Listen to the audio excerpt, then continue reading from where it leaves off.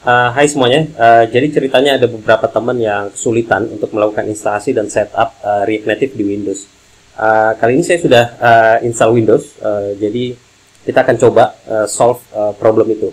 Nah, yang pertama yang perlu kalian lakukan adalah install Node.js. Kalian bisa buka nodejs.org, lalu install Node.js-nya. Sebaiknya menggunakan versi yang LTS. Nah, nanti kalau misalnya sudah berhasil diinstal, kalian bisa buka command prompt. Di sini kalian bisa ketik node min version, seharusnya nanti muncul versi Node.js yang kalian install. Nah, ini kalau sudah, kalian bisa download Android Studio. Setelah itu diinstal juga. Setelah berhasil diinstal, kalian bisa buat project baru. Sebenarnya project barunya nggak ada gunanya untuk apa-apa. Jadi agar kita bisa ngeklik tombol ini. Jadi di sini ada tombol namanya AVD Manager. Nah, ini bisa diklik. Nanti akan muncul tampilan kira-kira seperti ini. Mungkin di tempat kalian kosong. Kalau misalnya masih kosong, kalian bisa buat yang baru di sini, virtual device-nya. Klik aja, terus nanti pilih kategorinya phone. Di sini kalian bisa pilih mau pakai apa smartphone-nya, emulatornya. Nah, nanti kalau sudah bisa klik next. Nanti ada pilihan untuk download. Nanti next, ikuti aja instruksinya sampai nanti muncul seperti ini. Nah, ini kalau sudah muncul seperti ini, kalian bisa run ini dengan menggunakan tombol ini. Nah, ini kalau diklik, kebetulan saya udah jalan, jadi dia nggak bisa jalan lagi. Tapi kalau misalnya belum, nanti akan melakukan setup seperti ini, dan muncul seperti ini, Android emulatornya. Berikutnya, kita akan coba setup, ini emulatornya sudah jalan, lain-lain. Tapi kita perlu melakukan setup environment variable. Nah, yang pertama perlu kita lakukan adalah membuka tampilan untuk setup environment variable-nya. Kalau misalnya kalian menggunakan Windows 10, kalian bisa klik tombol Start, lalu ketik aja di sini var, nanti muncul seperti ini, Edit System Environment Variable. Diklik, nanti muncul seperti ini. Kalau misalnya kalian menggunakan Windows versi lain, mungkin kalian bisa masuk ke komputer atau My Computer gitu, klik kanan. Kalau misalnya tidak ada di sini, kalian bisa buka Windows Explorer. Di sini saya ketik Explorer seperti ini. Di sini namanya File Explorer ya. Kalau di Windows sebelumnya namanya Windows Explorer. Nah, di sini ada This PC atau My Computer atau Computer namanya. Bisa klik kanan, nanti pilih Properties. Nah, nanti muncul tampilan yang seperti ini. Lalu pilih Advanced System Setting. Kalau di Windows 10 yang terbaru, lebih baru daripada versi yang ini saya sedang pakai, itu tampilannya nggak seperti ini. Tampilannya lebih mirip seperti ini. Tapi nanti ada juga menu di sebelah sini itu advance untuk setting environment variable di sebelah kanannya. Nah, tapi karena saya menggunakan versi yang ini, masih mirip dengan yang di Windows 7 dan 8. Lalu pilih ini, nanti pilih yang environment variables. Di sini saya sudah setup Android Home-nya. Jadi ketika kalian install Android Studio, itu nanti akan install juga Android SDK-nya. Nah, Android SDK-nya itu nanti disimpan di sini by default. Nah, ini tempat kalian seharusnya belum ada kalau misalnya baru install.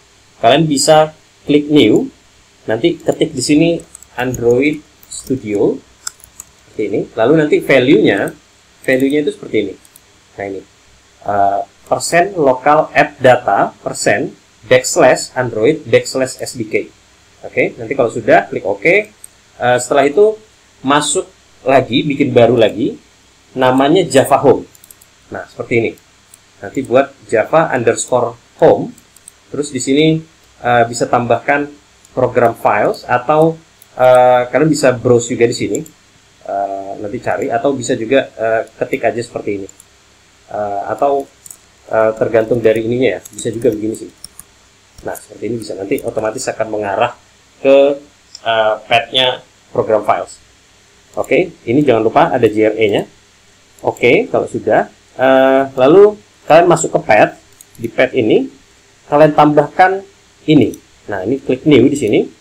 Nanti akan ada seperti ini. Di sini kalian bisa ketik sesuatu. Saya hapus dulu ini. Nah, kalian bisa masukkan seperti ini. Local app data tadi.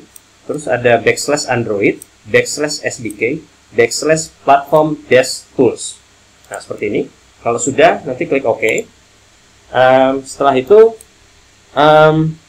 kalian bisa buka command prompt seperti ini. Lalu kalian masukkan di sini saya sudah siapkan ininya. Nah ini Android Home Tools bin SDK Manager, terus ada dash license. Nah ini saya copy lalu saya masukkan ke sini. Oh ya, kalau misalnya ternyata nanti nggak bisa jalan, jadi kayak muncul command not found, kalian bisa close command prompt-nya, lalu buka lagi yang baru. Nah ini jalankan lagi. Nah ini nanti akan muncul semacam pertanyaan, apakah Anda setuju, tekan yes aja gitu sampai semuanya selesai. Nah kebetulan saya sudah accept semua license-nya, jadi dia nggak muncul. Kalau sudah kalian accept semuanya, sekarang kita akan coba jalankan React Native-nya. Nah di sini saya akan buat project baru, jadi saya ketik ini aja, cd / agar dia pindah ke C di sini. Setelah itu di sini saya akan jalankan perintah npx react native, react-native. Lalu di sini init seperti ini. Init. Setelah itu saya ketikkan nama foldernya, nama folder yang akan jadi projectnya. Misalnya saya mau nama projectnya adalah hi. Nah, maka saya akan ketik hi. Kalian terserah mau namanya apa, tapi tidak boleh hello world, tidak boleh karena ternyata ini sudah ada di dalam placeholder React Native, jadi nggak boleh dipakai. Atau yang mengandung dash seperti ini. Nah, ini tidak boleh juga. Jadi sebaiknya menggunakan underscore atau memang semuanya digabung hurufnya.